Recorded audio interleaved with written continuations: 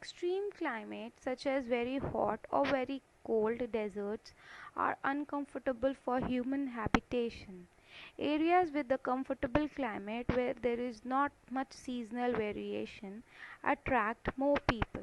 So it is very common that climate plays a very big role in the population distribution, because usually people prefer to stay or live in the area which have a favorable climate, so that that climate can support the agricultural system also for that country. And being India is a agricultural country, this is one of the major factor that influences human population in India. So our next geographical factor that affects the human population is soil.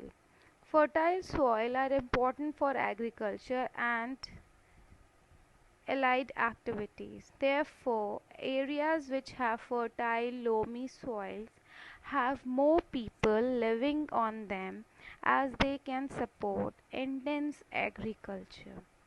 Can you name some areas in India which are thinly populated due to poor soil? Now we come on economical factors. So economical factors are also important as the geographical factors. So our first economical factor is minerals. Area with mineral deposit attract industries, and mining and industrial activities generated employment. So skilled and semi-skilled workers move to these areas and make them densely populated. Then your next point is urbanization. Cities offer better employment opportunity, education and medical facilities, better means of transportation and communication, good civic amenities, and the attraction of cities like draw people to the cities. It lead to rural to urban migrate. So this is a very common phenomena which we can see, or which we have seen in India, that usually people from small towns are attracted to big towns and they shifted there, either for jobs or for education.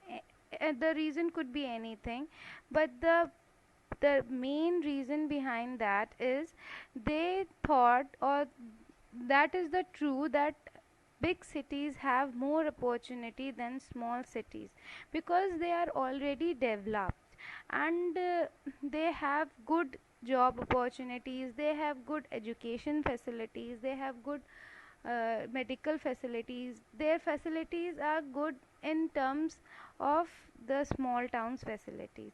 So people are attracted to these areas and they migrate, they shift from small towns to big towns, and they change the population distribution. The rural areas are thinly populated and the urban areas are densely populated. Now come industrialization. Industrial belt provide job opportunities and attract large number of people. These include not just factory worker but also transport operators. So it is a very common phenomena that if you have set up one industry in some rural area, that area will start to develop, because that it creates a belt around the industry and the labor class will start staying there. They started building their homes, and when they start living, they will have a school, they will have hospitals, they will have transport facilities, and that area will become developed. So industry play an important role in affecting the population distribution. Now our next is social and cultural factors. Some people attract more people because they have religious or cultural significance. In same way, people tend to move away from places where there is social and political unrest.